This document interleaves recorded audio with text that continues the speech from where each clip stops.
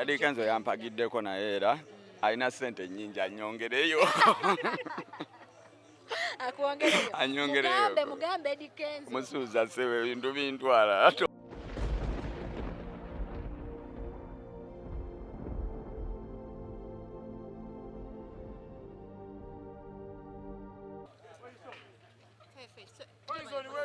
Kale nyabo nawe gye baleko. Olwaleero bannange essanyu nga lingi. Essanyu ly'amaanyi nnyo mwana, nange libula kunzita ky'oba omanya. Tutambudde okuva wano mpaka yonna gye tulaze. Mpaka yonna gye tulaze kulika. Buzibu nsonga ki ebadde ebadde tutambuza tonnagimanya. Ensonga nagitegedde nti tulinayo concert. Tulinayo concert yaffe. Wali mu kibuga naye ne tugenda eri yonna. Abo bonna abantu bange nazaalibwa eyo Nabulagala nankulabye ne bolaba mpiseeyo kati mbadde nnyina obbajjukizaamu naye ng'ensonga enkulu ya 18 mwezi gwa kutaano guno gwennyini gwe tuyina tubuzaayo just ennaku 8 era nga nsaba abawagizi bange bonna bampagireko. Abayimbi okujja ku press conference yo kikuteekako kifaananyi kyoba gwe kikuba kikusitula kitya? Kiba kyakabi nnyo mwana. Amuyimbi King Saha abakuwanise ssebo ekitegeera King Saha ajjukira naye alina abawagizi benga ye kati bwajja n'akubeererawo babanga abawagizi babakoze eki abazze batugamba King Saha atali supportive aye tumulabye nga azze ku press conference yo. Nze alabika yakyasinze okunsupportinga mu music industry ambeererawo nnyo mwana mu buli kimu advise simayanga biki yamani. Kati feefe Mama Bulamu ali atya? Mama Bulamu gyali alinze 18 aterere tubakuba muziki. Kati abantu bategekedde ki olunaku olwo? Olunaku olwo ndi mu kwetegeka nnyo mwana jjukira concert yange esooka kati njagala kuba ku bantu ekintu kye batalabangako engoye nazijja Canada abakubi naleese ba Davido kwegamba ebintu byonna si bya bulijjo. Si bya bulijjo boy ate mwawulidde sound agiriko ye Phenon Events kati biba biralamu. Okolaganye n'abantu bangi twandibadde tulaba federation ng'evaayo okujja okusupportinga oba wuma ku bino ebibina ebibiri ogwawa. Ndabika siina wengwa ngwa mu bayimbi wonna abayimbi we balingwawo.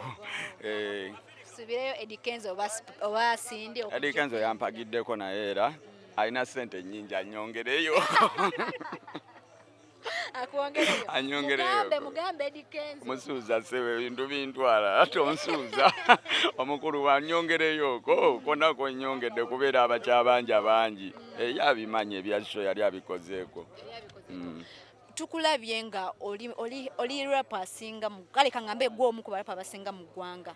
Olinayo entegeka yonna eteekawo ka oba kagondye ka foundation ak'abaana okutandika okubanga nabo bakola ekyo ky'okola. Era bye birooto mwana sijja kulimba bye birooto kubanze we nakulira saabiriimu oba saabifunako kati ndabira ddala nga byandyetaagisizza oluusi omwana n'agenda okuvubuka oba okwagala rap nga instrumentals azifunirawo wayagadde nga rap classes aziatendinga oba nga weeziri sometimes for free okitegeera n'obateerawo eki n'abatandikirako omusingi babeere bafeefe busi benkya. Fefe busi yeno gundi yeesoose concert yeesoose osuubira egenda beera etya? Suubira egenda kuba yakabi nnyo mwana kuba sisuubira mbu Mukama nzije eyo yonna gyanzije nsembe.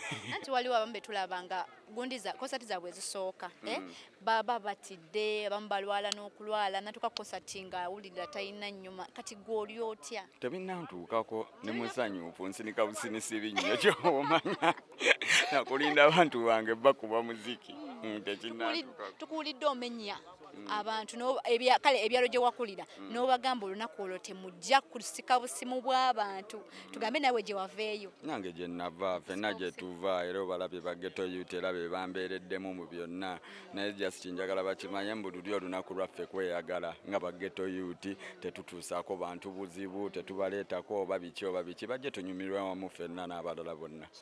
Tukulabye otambula mu bagagga ab'enjawulo ewa pulezidenti w'eggwanga nga togenzeeyo. Ewa pulezidenti w'eggwanga oba gye nasooka nga watuukayo ddi? ndabika nno gye nasooka oba tugembe nti ogenda kuba ekintu siina promota akirimu. Tolina promote? Siina promota. Tule tumanyi ate oba kale wa pulezidenti oba togenzeeyo oyinza ogendako eneo ewa Bobby. Era gye mbadde ngamba si ye pulezidenti. Mane manyi ogamba obadde kimwana gwe. Mane manyi ogamba eno okubya yeroyo. okusooka mbadde mmanyi ogamba kano kakala kenyambadde sigenda yeeyo togendayo nenga lwaki togendayo si mu bubi just kozi mwalonda mulala ne bawalangirira okitegeera ate nga si mu bubi. Okay, tuyite abantu olunaku olubadde.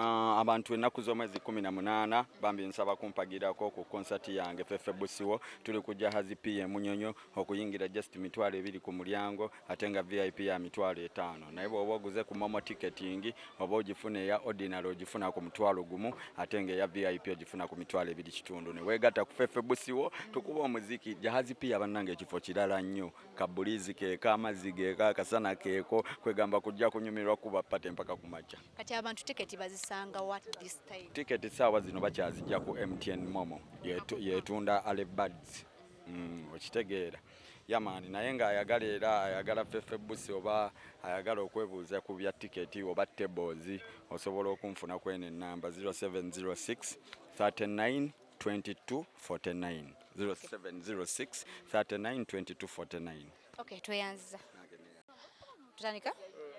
Okay, tusisinkanye manager w'omuyimbi katubuulire enteekateeka y'omukolo gwa Fefe Busi gw'emiridde gutya gye baleko boss. Kale nawe gye baleko. Soka weyanjulira abakulaba.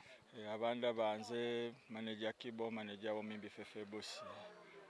Manager enteekateeka eyimiridde etya ya concert? Enteekateeka yo wenjogerera buli kimu kyawedde kiri mu teeka security gulugulu omuyimbi akoze rehearsals bulungi nnyo olaba ajja ku stage n'akukuba freestyle mu sekendi 3 olwo nga yeetegekedde emyezi egisukka mu 5 kyoba omanya kyetugenda okukuba kyetugenda obba kigenda aba massive. Kati manager kyekyakoledde ggwe okubanga mu abayitegeka nga tekuli manager ku kivulu kino? Ekyokwetegeka twavudde okusinziira ku biriwo mu industry obimanyi ebiseera ebisinga ba promoter abadduka n'essente z'abayimbi oli ne bakola endagaano n'agamba nja kuwa miliyoni 10 n'akuwaka 2 n'ayitamu. Oba mwasinzidde ku concert ya Ray G gye mugamba nti manager yavuddeyo ate gundi promoter yavuddeyo neyeekyanga ate ku last moment namwe ne mugamba tetujja bakozesa? Edda si bwe kiri kuba ffe enteekateeka tubadde tugirina okumala emyezi nga 5 emabega ate Ray G alabika atandise okulanga ngaawo mu si January naye ffe kuva mu December tukiriko ngera tubigatta. Kati gamba abantu buli kimu bakisanga wa tiketi bazisanga wa byonna bino? Tiketi weeziri zaafulumye tuziyina era enamba eziri ku social media handles z'omuyimbi kw'osobola okuba n'obookinga tiketi oba emmeeza. Tulina ne selling points ze tugenda oteeka mu bifo by'enjawulo era tujja bba tuzibategeeza.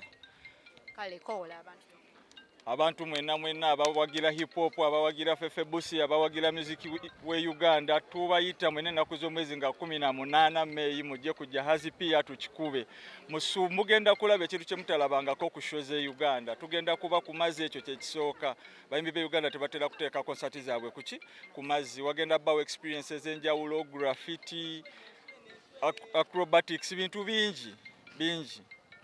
Tuyanza boss.